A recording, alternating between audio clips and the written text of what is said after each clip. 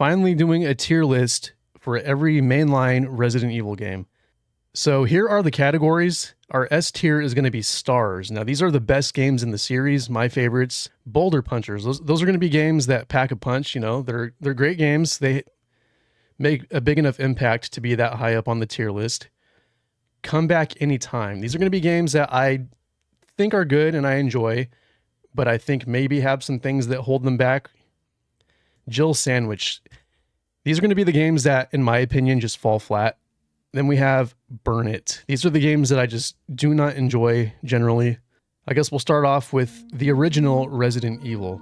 Now this game, it's not one of my favorites. It's a good game. I do like it. I enjoy it. But anytime I do play it, I can't help but find myself comparing it to the remake, which may not necessarily be fair to this game, but you know, I can't help it. The remake is just so good. This game, like I said, though, it's not bad. It's the one that established the survival horror formula. It's the one that kickstarted the entire genre, and of course, this series. There's a lot to like about this game. I love the item management aspect of it, the exploration, the puzzle solving, the backtracking. The music in this game is also pretty good. It's got the iconic save theme. The director's cut, I guess we can touch on that too. The director's cut has a completely different soundtrack. Some of the choices they made with that soundtrack, whether they were intentional or not, kind of leave me scratching my head a bit.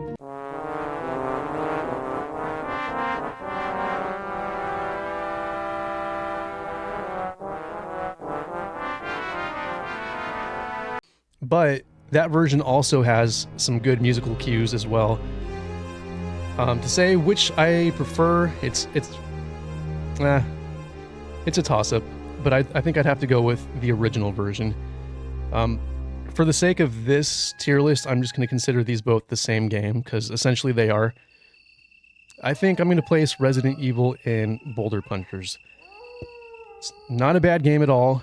There's a lot to like about it. I like the story, the conspiracy surrounding the Umbrella Corporation, the leak of the T-virus, the introduction of bioorganic weapons. That's all great stuff. Not to mention the dialogue. The notoriously over-the-top and just god-awful voice acting and dialogue is iconic at this point. Stop it! Don't open that door! Whoa! What is it? What? Oh! Oh no! Oh, Barry! That was too close. You were almost a Jill Sandwich. You're right. I think that kind of adds like another layer of charm to this game. But moving on, we have Resident Evil 2, the direct sequel. This one is one of my all-time favorites, not just in the series, but in the survival horror genre as a whole. I'd say it's one of the best and one of the most genre-defining games. So this game builds on the story of the first one perfectly, in my opinion. I love where they took the story with this one. The G-virus outbreak, you know, leaking into Raccoon City, it raises the stakes by broadening the scope of the incident and what's going on. Of course, you got the introduction of Leon, who is my all-time favorite character in the series. Gameplay-wise, it's pretty identical to the first game. The voice acting is still pretty bad, but not nearly as bad as the first game. This one has one of the best soundtracks in the series as well. The main hall theme, save room theme, a number of others are just stand out for the entire series. You had the A and B scenarios with Leon and Claire. That was a great way to add replayability. The zapping system is cool, and it's something that I wish they had expanded on with the series moving forward after this game. So Resident Evil 2, without question, is going to go into stars. One of the best the series has to offer, as well as one of the best survival horror games, period. Moving on from that, we have the original Resident Evil 3 Nemesis. Now, this is probably the one that I have spent the least amount of time with, not because I dislike it, but just because I didn't play this one until a lot later. And it's a game that I enjoy, but I'm not sure I would consider it a favorite. Of course, you have the branching narratives, which they touched on in the first game. They made it more obvious in this one by giving you the on-screen decisions to make. This one also has some of the best save music in the whole series.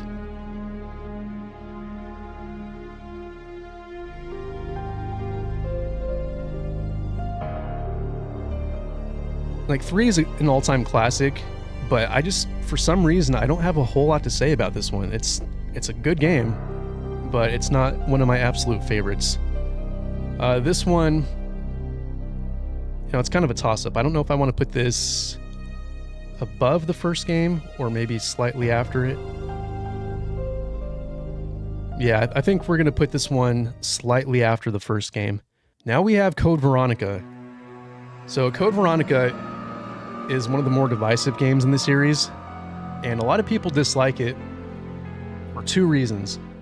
The difficulty in this game is off the charts. Compared to every other Resident Evil game, this one is by far the hardest. There's a lot more backtracking, and I think the second reason that a lot of people tend to dislike this one is the fact that you have multiple points in the game where you can soft lock yourself. I think if they were to patch this game and give you some sort of warning for when your inventory is not going to transfer when you switch characters, or if they would maybe adjust the difficulty settings just slightly, or adding maybe just a few more healing items here and there throughout the game, I think that would help immensely. Story-wise, this is one of my favorites. It's a lot more unique than a lot of the other games. At the end of 3, with the eradication of Raccoon City, it looked like the outbreak was contained. Code Veronica says, hey, by the way, we have more bases across the globe, we have more leaks, more bioweapons. This one also has some great music. Some of the creepiest music in the series is in this game, I think. Wesker returning was awesome. This is when they kind of made him into like an over-the-top comic book type villain almost. And there's some genuinely creepy moments in there, like the Nosferatu boss and all the lore surrounding that. Another thing to mention about this game that a lot of people dislike it for is the voice acting. It's absolutely hilarious. Oh, I need those. Give them to me. I can't! Welcome, Claire! It's right up there with the first game. It almost seems like it's intentional with how bad it is. Out of all the games in the series, this one is the most deserving of a remake by far. Overall, it's a game that I enjoy. I think it's good, but it's also got a lot holding it back. So because of that, we're going to place that in Come Back Anytime. Moving on to Resident Evil 4, the original. This game obviously was the first reinvention of the series. It also revolutionized the way that horror games and action shooter games were made moving forward. This game is an absolute classic. You've got tons of action, but still enough horror for it to be considered a horror game, in my opinion. I think this was the game that really established Leon as a fan favorite for a lot of us.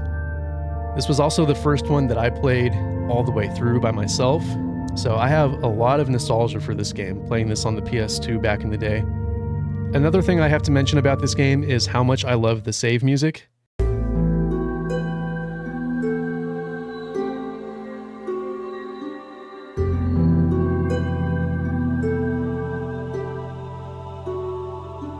This is my favorite save theme in the entire series. Playing it nowadays, I find the controls to be just a little bit hard to manage for this type of game.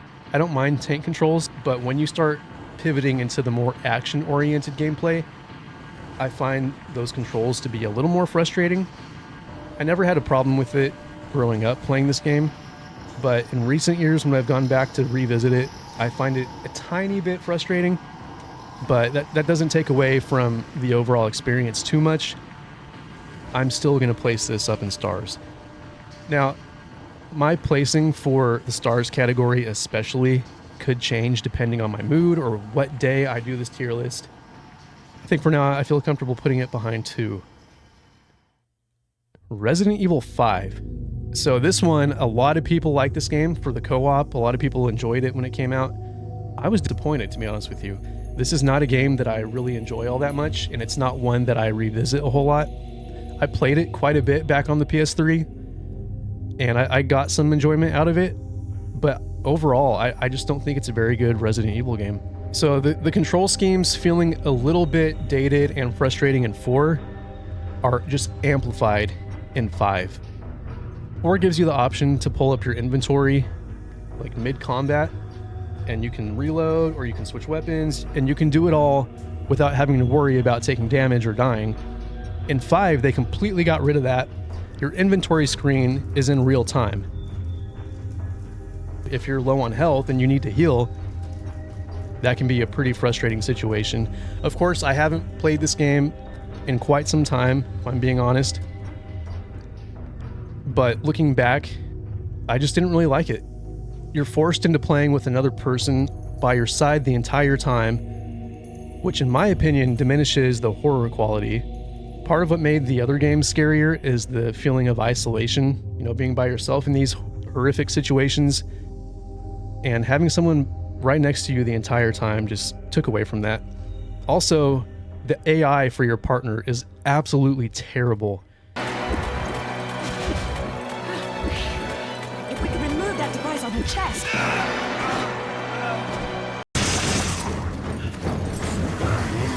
Another one?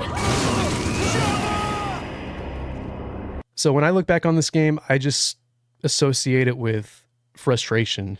This is probably going to upset quite a few people, but I'm going to put that in burn it.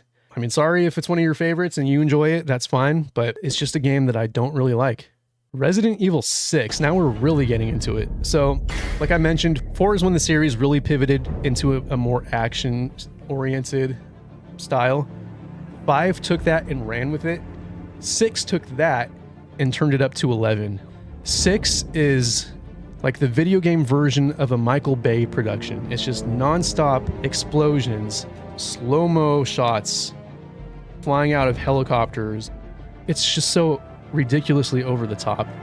In this one, you have 4 campaigns to play through, and like 5, you've got someone by your side the entire time for 3 out of those 4 campaigns. I'm sure it has its fans, but this is one that a lot of people do not like and consider to be the worst of the series, and I'm one of those people. So, again, I'm going to have to put that and burn it. That's my least favorite Resident Evil game. Moving on from 6, we have the Revelations games. Now, at the time, I thought Revelations was a step in the right direction. I liked it a lot more than 5 and 6. It does suffer from some of the same issues that I had with those games, though. By this point, the story in the series is just so convoluted that it's hard to follow. Taking place on a ship was a cool idea. It was a unique setting for the series. Getting to see Jill and Chris working together again was also pretty cool. I think this one's going to go and come back anytime behind Code Veronica. So Revelations 2 is okay. It's not a great game. It's not a terrible game. It was initially released in episodes. They were going with an episodic format, trying that out.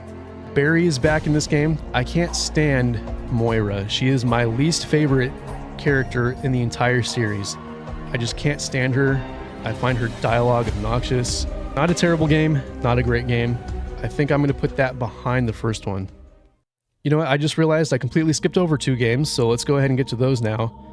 The Resident Evil remake.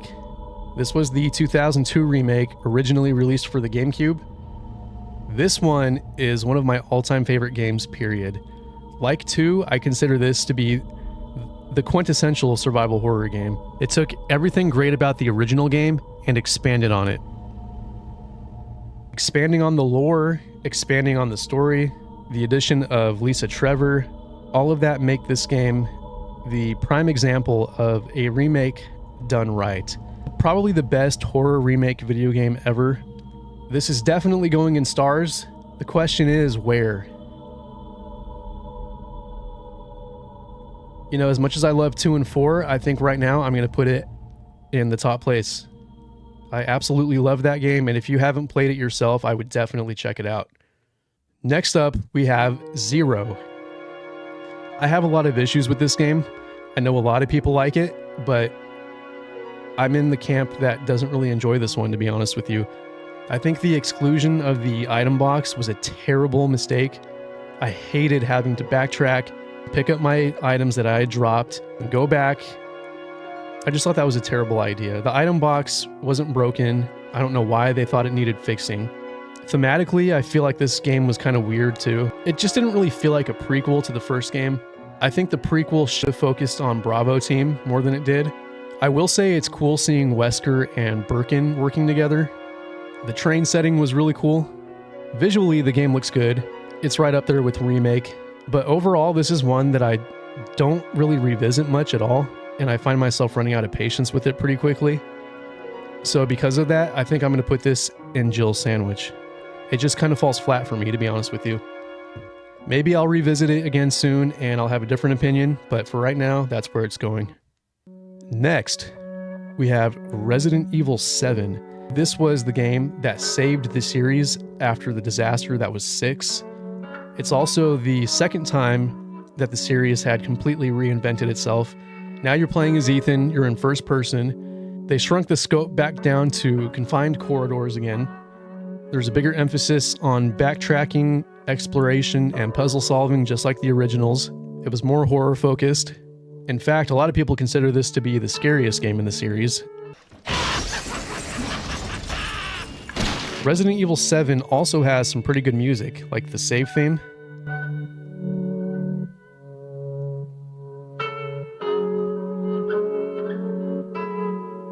It almost seemed like they were going for like a soft reboot with this one, and maybe weren't entirely sure where to take the series after this, but they didn't stray so far to where they couldn't still incorporate it into the overarching narrative. I think this is one of the better Resident Evil games. It's one of my favorites, to be honest with you. So I think this is going to go up in stars. Next up, we have Resident Evil Village, or 8.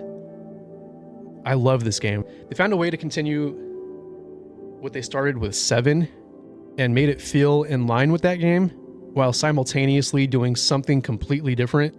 I think the incorporation of mythological creatures was a pretty cool approach that we hadn't really seen prior to this. Ethan's character was fleshed out a bit more, which I also enjoyed. I'd say this is by far the most emotionally fueled game in the entire series. It retained a lot of the horror elements that they brought back with 7, but kind of ramped up the action again.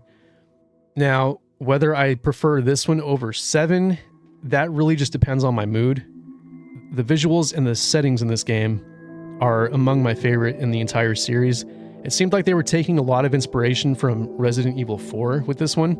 Bringing back a traveling merchant for the first time since 4 was also a great addition. At the time, this was like the funnest I had had with a video game in a long time. It's a tough decision, but I think I'm going to put this in front of 7. Now we're moving on to the rest of the remakes.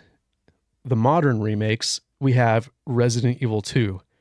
The remakes are kind of hard for me to place. They took such a different approach from the originals. There are things to like about the remake of 2, and then things that I feel could have been better. The zapping system from the original is gone. The A and B scenarios were pretty watered down.